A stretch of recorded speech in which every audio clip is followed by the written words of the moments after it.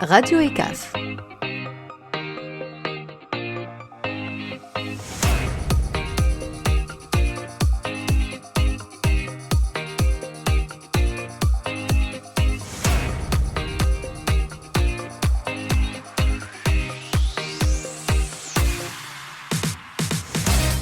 Bonjour à toutes et à tous. Bienvenue dans cette nouvelle émission de Radio ECAF, la radio scolaire qui vous fait voyager au-delà des frontières.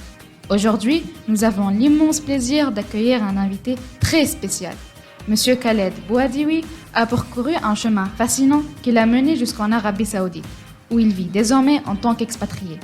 Au cours de cette émission, il partagera avec nous les étapes marquantes de son parcours, nous parlera de son métier passionnant qui l'a conduit de la France à l'Arabie Saoudite et nous fera découvrir son livre captivant sur l'expatriation, un guide plein de conseils et de réflexions pour celles et ceux qui envisagent de vivre à l'étranger. Devant les micros aujourd'hui, Shaheen Saadani, Yasma Rie, Iyas Aboudaga et moi-même Iman Ajloud. Bienvenue à bord. L'invité.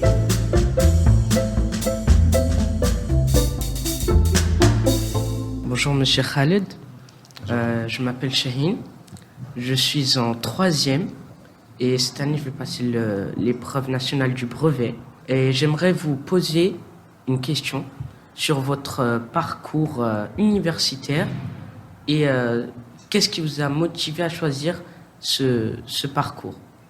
Ok, parfait. Tout d'abord, merci pour votre invitation et de m'avoir aujourd'hui. C'est très intéressant de venir dans une école francophone et rencontrer des élèves. Alors, c'est pas un exercice dont on a forcément l'habitude. Ça fait plus de 20 ans que j'ai quitté l'école et j'ai rencontré beaucoup de personnes. J'ai dirigé, piloté pas mal de projets. Et parler devant des élèves, c'est pas forcément quelque chose qu'on a forcément l'habitude. Alors, pour ma part, moi je suis né en France. J'ai grandi dans la région de Lille. J'ai eu un parcours, alors le bac, j'ai passé un BTS, alors en commerce dans un premier temps, donc j'ai fait des études de commerce. J'ai travaillé pendant 11 ans dans une société française dans les opérations, diriger des personnes, diriger des magasins. Et puis, dans mon parcours, j'ai eu une évolution qu'on dit, alors des évolutions horizontales et verticales. Quand on a une évolution verticale, c'est-à-dire qu'on évolue de poste. Quand on a une évolution horizontale, c'est qu'on garde à peu près le même statut, mais on fait des postes différents. Et quand j'étais dans les opérations et je gérais des gens, à un moment donné, on m'a dit « tu gères très bien, tu connais bien ton métier, ce serait bien peut-être que tu ailles dans la partie achat, logistique ».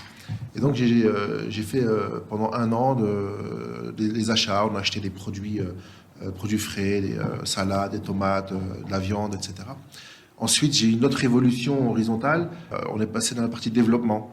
Et j'ai commencé à m'occuper de la partie développement. On ouvrait des magasins. Donc là, c'était encore un poste différent. Et un jour, un chasseur de tête, un chasseur de tête, c'est une personne qui recrute des profils pour certaines entreprises qui recrutaient des personnes pour travailler en Arabie Saoudite pour le compte de Carrefour, les hypermarchés Carrefour. Et donc c'est comme ça que je suis arrivé en Arabie Saoudite en 2014 chez Carrefour dans le service achat. Et j'ai travaillé pour Carrefour ici pendant 7 ans. Ensuite, après 7 ans de bons et loyaux services, j'ai décidé de quitter Carrefour et travailler pour une entreprise locale dans la partie logistique, achat. Toujours, c'est une entreprise qui vend du matériel médical et des produits pharmaceutiques. Donc, je suis resté dans les achats maintenant, la logistique depuis plus de 10 ans. Ce qui est intéressant en fait dans ce métier, c'est que on n'est pas bloqué à un seul endroit. On peut, avec la logistique, on appelle ça le supply chain. C'est un métier où le monde entier parle la même langue. C'est-à-dire que aujourd'hui, je peux négocier des contrats avec des Chinois, avec des Canadiens, avec des Australiens, et on parle tous la même langue parce que c'est tous les mêmes mots techniques. Et ça, c'est quelque chose qui m'a plu lorsque j'ai commencé et j'ai décidé d'y rester. D'accord, merci pour votre réponse, monsieur. Bonjour, je m'appelle Yasma, je suis en classe de seconde. Ma question est sur les raisons qui vous ont poussé à quitter votre pays d'origine. Est-ce seulement votre contrat de travail ou avez-vous d'autres motivations? En fait, oui, c'est vrai. La principale raison, c'était l'opportunité professionnelle, de pouvoir avoir un poste, évoluer à un poste et également évoluer au niveau du salaire. C'est vraiment la principale raison. Bonjour, je m'appelle Iyas Aboudeg. Je suis en classe de seconde. Ma question est sur votre livre, car on sait que vous avez un projet d'écriture en cours sur votre vie en Arabie Saoudite. Comment votre expérience d'expatriation a-t-elle motivé l'écriture de ce livre? En fait, moi, quand je suis arrivé en Arabie Saoudite en 2014, début 2014, j'ai été régulièrement sollicité via les réseaux sociaux. Parce que dans les réseaux sociaux, j'ai indiqué que j'habite à Riyad. Et donc, naturellement, les personnes, quand elles voient qu'on est à Riyad, en Arabie Saoudite, déjà, elles cherchent des informations sur l'Arabie Saoudite. Et il y en a très, très peu. En français, en tout cas. Il y a très, très peu d'informations sur l'Arabie Saoudite, comment est-ce que fonctionne l'Arabie Saoudite, etc. Et donc, on me contactait sur les réseaux sociaux, et spécialement LinkedIn, le réseau professionnel. Et donc, j'ai échangé plusieurs fois avec des personnes. Et on va dire qu'il y a un avant Covid, après Covid. Après Covid, ça s'est accentué. J'ai commencé à recevoir énormément de personnes qui me contactaient via les réseaux sociaux, qui essayaient de savoir comment on fait pour venir en Arabie Saoudite. Et c'est là où je me suis dit, mais en fait, quand je leur pose la question, qu'est-ce qui fait que tu n'as pas encore sauté le pas, pourquoi tu n'es pas encore arrivé en Arabie Saoudite? On me dit, en fait, on connaît rien, il n'y a aucune information, on essaie de chercher, il n'y a pas. Et là, je me suis dit, mais en fait, il faut leur donner de la ressource, il faut écrire un livre. Et là, il n'y aura plus d'excuses. Il suffira juste de se procurer le livre et puis d'avoir toutes les informations sur l'Arabie Saoudite. Pensez-vous que votre livre aurait été différent si vous n'aviez pas quitté la France? Est-ce que j'aurais eu l'intention d'écrire un livre déjà? Ouais, je ne pense pas que j'aurais eu l'intention d'écrire un livre. Ce qui est intéressant dans l'expatriation, c'est qu'on rencontre des personnes, alors, comme ici, d'origines différentes, de cultures aussi différentes, avec des mentalités différentes. Et donc, on s'imprègne un peu de tout ça. Et sans se rendre compte, on évolue et on change. Et c'est quand on rentre dans notre pays et qu'on revoit nos familles ou nos amis et qu'on se dit, tiens, il y a un décalage. Il y a comme quelque chose qui a changé. Est-ce qu'on a évolué? Non, en fait, on a changé, on a évolué. Alors non, on dénigre pas, bien sûr, ceux qui sont restés, qui sont encore en France, bien évidemment, mais c'est vrai qu'on a changé complètement, on a évolué, on rencontre d'autres personnes, et donc on a d'autres projets. Est-ce que j'aurais vraiment fait un livre sur comment s'installer en France, par exemple, si j'étais resté en France? Non, je pense pas. C'est-à-dire que vous n'étiez pas tenté de vivre en dehors de la France avant votre installation en Arabie Saoudite? Et c'est vrai en plus, oui. C'est vrai. Moi, j'y pensais pas. Avant 2013, avant que le recruteur ne me contacte, c'est pas forcément quelque chose qui était rentré dans ma tête. Alors, et pas l'Arabie Saoudite non plus en premier lieu. C'est vrai que la manière dont j'ai eu les échanges avec ce recruteur m'a motivé de me dire, tiens, ouais, pourquoi pas... Parce que je cherchais des informations sur l'Arabie Saoudite et c'était impossible de trouver quoi que ce soit. C'est très, très, très difficile. Et le recruteur, à l'époque, m'avait mis en relation avec 2 personnes qui travaillaient chez Carrefour, et, qui étaient francophones. Et c'est aussi ce qui m'a motivé de dire, tiens, allez, on va essayer, c'est une bonne opportunité professionnelle, pourquoi pas y aller. Monsieur, maintenant c'est à mon tour de vous demander une question. Comment est-ce que l'écriture a influencé votre domaine de travail? Alors, c'est plutôt mon travail qui a influencé l'écriture du livre. C'est plutôt le fait d'avoir travaillé, d'avoir cette expérience, d'être resté ici en Arabie Saoudite et que les gens ont commencé à me solliciter dans les réseaux sociaux, qui a fait qu'à un moment donné, je me suis dit, tiens, pourquoi pas écrire un livre. Dans mon travail, on a ce qu'on appelle beaucoup d'opérationnel, donc c'est beaucoup de travail dans les entrepôts, d'accord, à diriger des gens, piloter des projets, etc. On n'écrit pas forcément beaucoup. Oui. Du coup, c'est un bon exercice pour moi de me dire, tiens, l'écriture, c'est quelque chose qui est très important.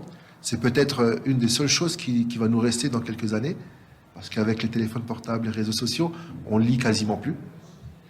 Et donc, on écrit forcément moins. Donc peut-être que l'écriture, c'est ce qui va nous rester un peu plus. Est-ce qu'il y a eu un moment très précis où vous vous êtes dit, ça y est, je vais écrire? Le mois de juin. Ça a vraiment été le mois de juin où, cette année, c'est vraiment cette année, le mois de juin qui m'a vraiment poussé à écrire parce que j'ai senti le mois de février, mars, avril, beaucoup de personnes vraiment me solliciter sur les réseaux sociaux. Et pas forcément parce qu'à un moment donné, quand on est ouvert et qu'on répond aux questions à des inconnus, à tout le monde, votre numéro de téléphone, il circule un peu partout. Et j'ai des personnes qui m'appelaient de Tunisie, du Maroc, que je connaissais pas forcément, et qui avaient eu mon numéro de téléphone par des personnes que j'avais jamais rencontrées. Parce que justement, j'étais ouvert. Et c'est vraiment ce qui me dit, tiens, mais attendez, il y a quand même une communauté francophone qui souhaite avoir des renseignements sur l'Arabie Saoudite, comment fonctionne le pays, comment en tout cas vivent les expatriés. Et je me suis dit, ben voilà, pourquoi pas Comment écrire le faire? livre. Voilà. Très intéressant. Merci. Quels aspects de votre vie en Arabie Saoudite vous ont le plus marqué et sur lesquels vous avez écrit? C'est très bonne question. En fait, depuis que je suis en Arabie Saoudite, depuis 2014, j'ai vu beaucoup de francophones arriver. J'en ai vu beaucoup partir. J'en ai vu beaucoup aussi partir et revenir. Et donc, pourquoi est-ce que ceux qui partent partent? C'est intéressant de le savoir. Donc, dans mon livre qui est encore en préparation, il y aura aussi des personnes qui vont témoigner pourquoi est-ce qu'ils sont partis. Des personnes également qui sont parties, qui sont revenues, également qui témoigneront, qui expliqueront pourquoi est-ce qu'ils sont partis et à quel point l'Arabie Saoudite leur manquait. Et ils ont tout fait pour revenir. Et ils sont revenus. Donc voilà. Et toutes ces choses-là, à un moment donné, je pense que ça pourrait être vraiment très, très intéressant pour une grande partie des personnes qui cherchent à avoir des informations, d'avoir ce genre de témoignages. Alors, on va dire que c'est 10 ans d'expérience, de discussion avec des francophones. Et dans ce livre, en fait, on va parler de la santé, du logement, du contrat de travail, la législation en Arabie Saoudite, comment est-ce que ça fonctionne, le coût de la vie également, c'est quelque chose qu'il faut pas négliger. Il y a également une partie entrepreneuriat où des personnes qui ont entrepris ici vont témoigner aussi de la manière dont ils sont venus s'installer, ils ont entrepris et ouvert des sociétés ici en Arabie Saoudite. Donc ça va vraiment couvrir plusieurs sujets. Mais le principal, c'est qu'à force de discuter avec les personnes, il y a vraiment 2 sujets qui reviennent. L'éducation, c'est le premier. L'éducation et la santé. C'est vraiment les 2 sujets où les personnes qui souhaitent s'expatrier, c'est leur première recherche sur Internet. La santé et l'éducation. Où est-ce que, si je vais en Arabie Saoudite, où est-ce que j'inscris mes enfants à l'école? Et même ça, trouver des informations, c'est très compliqué. Comment espérez-vous que votre histoire influence les autres expatriés qui n'ont peut-être pas vécu la même expérience que vous? En fait, je ne vais pas forcément essayer de les influencer, mais plutôt de les informer. Plutôt de leur donner des informations pour justement qu'ils puissent ne pas faire les mêmes erreurs que moi, les mêmes erreurs que les autres. C'est-à-dire, si j'arrive, je lis le livre, j'ai vraiment des grandes chances, si je m'expatrie en Arabie Saoudite, de réussir. Tu as des personnes, moi j'ai rencontré des personnes qui sont arrivées en Arabie Saoudite et au bout de 6 mois, même moins, ils repartent parce qu'ils n'étaient pas préparés. Ils n'étaient pas au courant déjà que les contrats de travail étaient différents, qu'il y avait aussi les démarches administratives qu'il fallait faire, que c'était peut-être un peu plus difficile, plus long. Alors aujourd'hui, c'est simplifié, mais il y a 10 ans, c'était un peu plus compliqué. Il y a des personnes qui arrivent au travail et qui pensent que c'est comme dans leur pays d'origine. Et le travail est complètement différent ici, la mentalité, les discussions. Moi, quand je suis arrivé chez Carrefour, je devais jongler entre le français, parce qu'il y a beaucoup de francophones, l'anglais et l'arabe. Et parfois, quand on n'est pas forcément, on parle pas ces 3 langues, des fois on n'est pas habitué, on peut trouver ça très compliqué, très difficile. Et même les mentalités, la façon de travailler ici en Arabie Saoudite est différente de la France. Et donc, c'est vraiment les informer, leur dire attention. C'est les témoignages et mon expérience, c'est de vous dire attention, c'est pas tout beau, tout rose. Et il y aura même une partie dans le livre que j'ai appelé le blues. Et on va parler justement ici de que des fois, parfois aussi, l'expatriation, c'est pas tout beau, tout rose, et que des fois, il y a la famille qui nous manque. Et on a cette partie des fois de le cœur un peu qui faiblit. Et moi, le premier, ça fait 11 ans. 11 ans, je retourne régulièrement dans mon pays. Alors, j'ai d'origine marocaine, donc je retourne au Maroc parfois, en France, tous les ans. Et au bout de 11 ans, là, quand j'ai quitté ma mère, quand je suis arrivé cette année, j'ai eu un coup de blues. Et c'était la première fois en 11 ans. Donc des fois, il y a aussi ces choses qu'il faut montrer, qu'il faut partager. Est-ce que l'écriture est une thérapie pour vous? Oh, une thérapie, non. non. Mais peut-être me dire qu'est-ce que je laisserai à mes enfants, mes petits-enfants plus tard. Encore une fois, à part l'écriture, qu'est-ce qui va rester? Quelque chose d'écrit. Il n'y a plus grand-chose, des paroles, des histoires. C'est quelque chose qu'on oublie aussi. Mais par contre, quand il y a un livre, l'écriture, se dire qu'on laisse aussi peut-être quelque chose. C'est peut-être le début de 1, 2, 3 prochains livres. C'est peut-être aussi une façon de surmonter les défis liés à l'expatriation. À l'expatriation, un défi, non, écrire un livre, oui, ça peut être considéré comme un défi, parce que écrire un livre, c'est pas forcément évident. Moi, le premier, je suis pas un littéraire dans l'âme. Je suis un commercial, un opérationnel. Par contre, je suis accompagné par ce qu'on appelle une bêta-lectrice. Bêta-lectrice.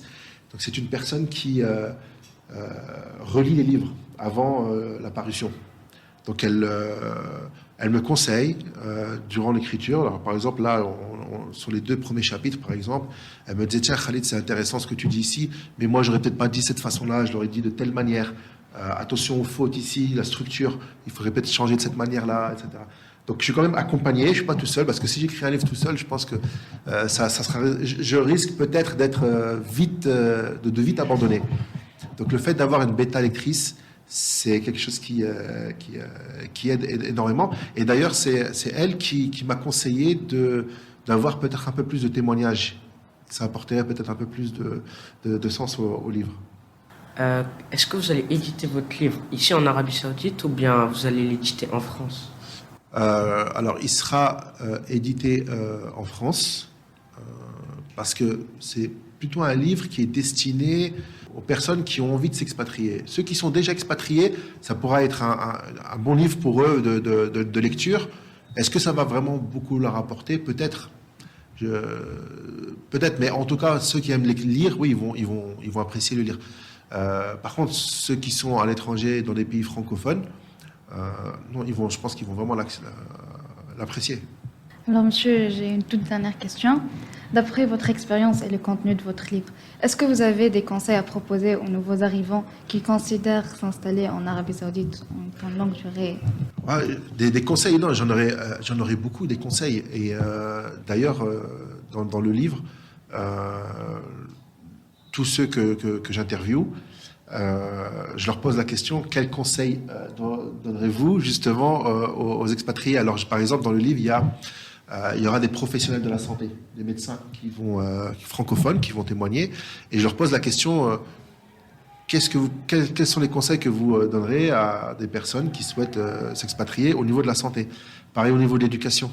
Il y a déjà pas mal de choses. Après, moi, ce que je conseillerais aux personnes, dans un premier temps, il faut de la patience. C'est pas forcément évident. Il faut de la patience. Avoir une ouverture d'esprit, ça c'est sûr, ça va avec, et il ne faut pas hésiter à demander de l'aide. Ceux que j'ai vus qui ont échoué, qui sont partis, beaucoup ce sont des personnes qui n'ont pas forcément demandé de l'aide ou des bons conseils. Oui, merci monsieur. Merci. J'ai une autre question sur le parcours de votre vie en général. Est-ce que vous avez eu des temps démoralisants, des temps où vous vous êtes dit: pourquoi est-ce que je fais ça, pourquoi est-ce que je suis là, ou des temps où vous avez eu de la motivation, quelque chose pour que vous puissiez continuer? Tout le temps. Tout le temps. Et mon expérience, elle le prouve, parce que j'ai des études en commerce, mais j'ai réussi à avoir les certifications et bifurquer vers de la logistique. C'est-à-dire que j'ai quand même eu à un moment donné des moments de doute, régulièrement bien sûr. Dans le monde du travail, on en a tout le temps. On se remet tout le temps en question. Et la seule manière justement de pouvoir se remettre en question, c'est de prendre du recul et se fixer des challenges. Et surtout de jamais abandonner. Parfois, quand on a des difficultés, même dans le monde du travail, moi, quand je reçois une mauvaise nouvelle au travail, un contrat qu'on n'a pas réussi à négocier, j'abandonne pas. Je cherche à savoir pourquoi et je repars derrière. Et alors, je suis jamais tout seul parce que j'ai toujours des équipes avec moi. On fait ce qu'on appelle une war room, une sorte de réunion de crise de guerre où on se réunit, on essaie de savoir pourquoi est-ce qu'on n'a pas réussi et surtout, il faut jamais abandonner. Moi, parfois, c'est vrai que je rencontre dans mes équipes des personnes qui veulent vite abandonner, mais il faut les remotiver pour repartir, renégocier le contrat ou trouver une autre solution. Mais cette partie-là est très intéressante. C'est très intéressant ce que tu poses comme question parce que c'est quand on sort de l'école et qu'on commence à travailler, les périodes de doute, de démotivation, on en a souvent. Il suffit juste d'avoir un collègue un peu embêtant ou un patron un peu embêtant pour être démotivé. Et il suffit que le patron part, on a un nouveau patron, on peut vite se remotiver. Et le plus important vraiment, c'est de se dire jamais abandonner. Il faut jamais abandonner. Monsieur Khaled Bouadioui, merci beaucoup pour cet échange très enrichissant. C'était un plaisir de vous recevoir sur notre radio scolaire. Écoutez, merci à vous.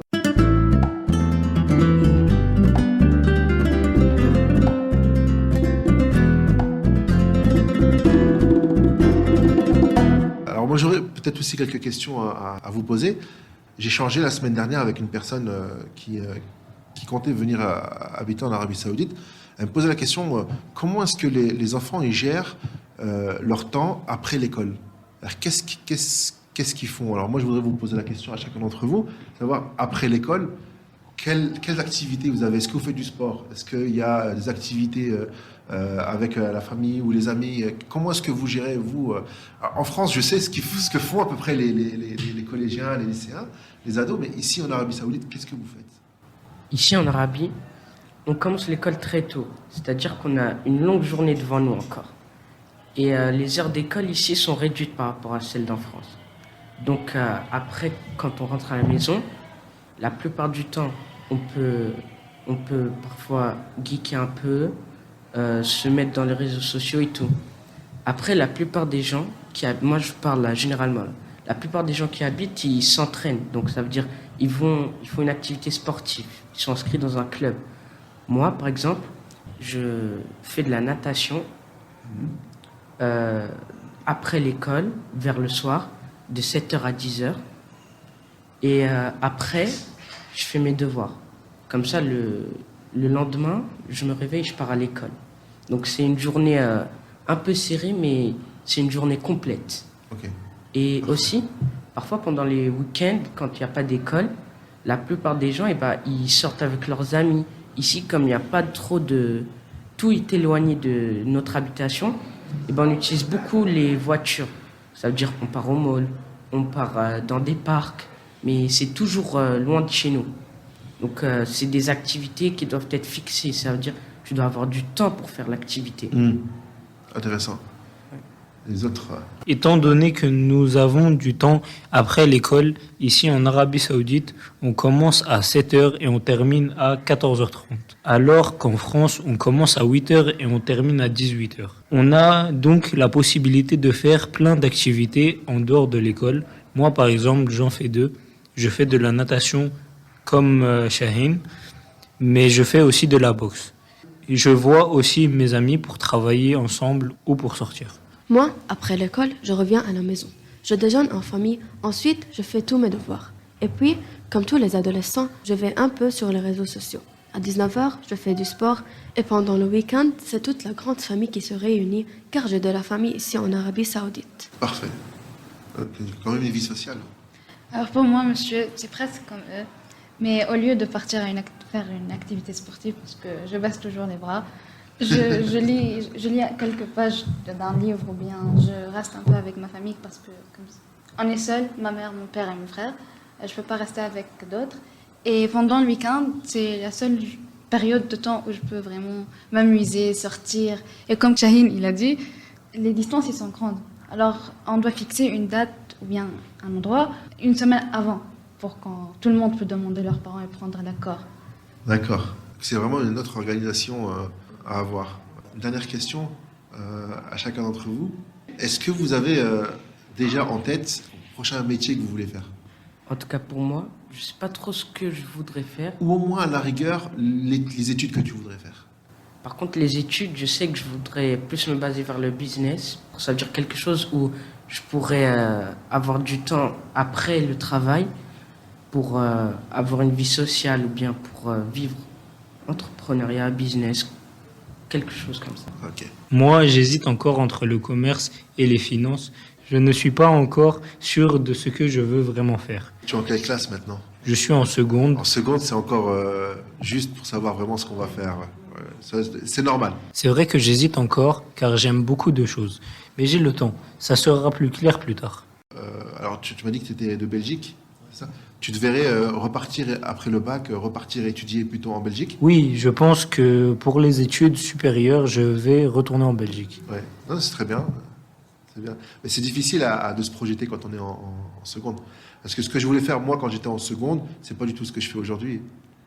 Et ce que je voulais faire après le bac ou quand j'ai faisais mes études de commerce, c'est pas du tout ce que je fais aujourd'hui. Moi, je veux faire un métier bien payant.